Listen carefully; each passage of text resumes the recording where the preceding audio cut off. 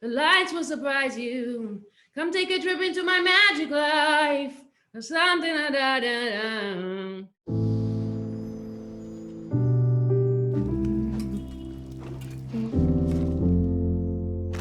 All right, Millie, here we go.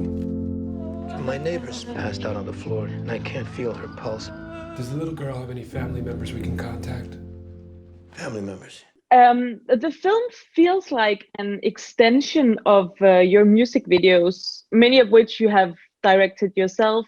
What made you want to venture into long format filmmaking?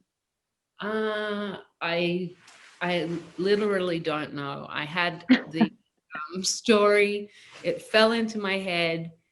All of the main characters were in the first draft, and then it took me 10 years to develop the courage to even tell one person that I wanted to direct. Then I started directing my music videos with my friend Daniel Askill, starting with Chandelier.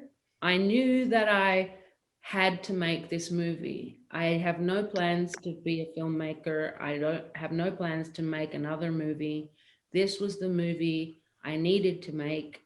It had been in my head for 15 years and I had to make it. I knew I'd regret it if I didn't. I can hardly take care of myself. Come on, this is your responsibility. Grow up. Hey, music? I'm your sister. All she's got now is you. Calm down, it's okay. And why did you choose to make a musical for your first film?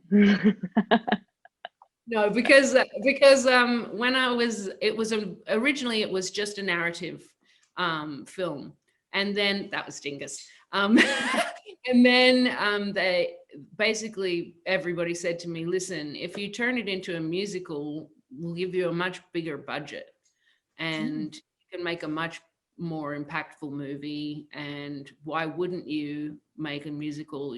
That's what you do."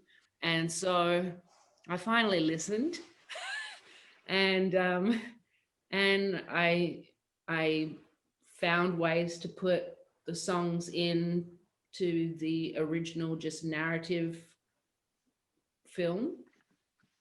And then what I did just to make sure is I made sure there was no lip syncing, and that way at the end when we finished editing, I went back in and I rewrote all the lyrics so they would support the narrative of the movie. Music, it's your friend Ebo. I live next door. Can you move in? She can understand everything you are saying to her. And if you are happy, press this one. I am sad. Very funny, troublemaker. She sees the world in a completely different way from us.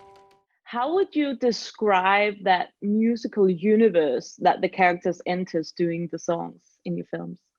Well, in music's words, it's come take a trip into my magic mind. The lights will surprise you, something like that. I think that's come take a trip into my magic mind. The lights will surprise you. Come take a trip into my magic life. Or something da da da da. Da da da da, and you will find. Or something da da da da. Here, I've no fear in here. I've no fear, no. So that's like, I think from her perspective,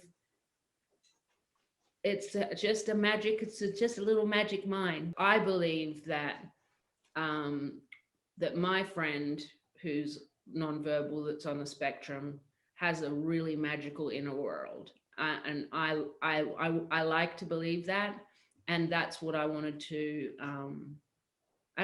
make a movie about. We all know Kate Hudson from Almost Famous and How to Lose a Guy in 10 Days with that long, beautiful blonde hair. Why did she have to get a buzz cut for this role? Because she'd been typecast, and I was like, she'd been typecast as a romantic lead, and then she'd gotten some other roles that weren't, to me, very interesting.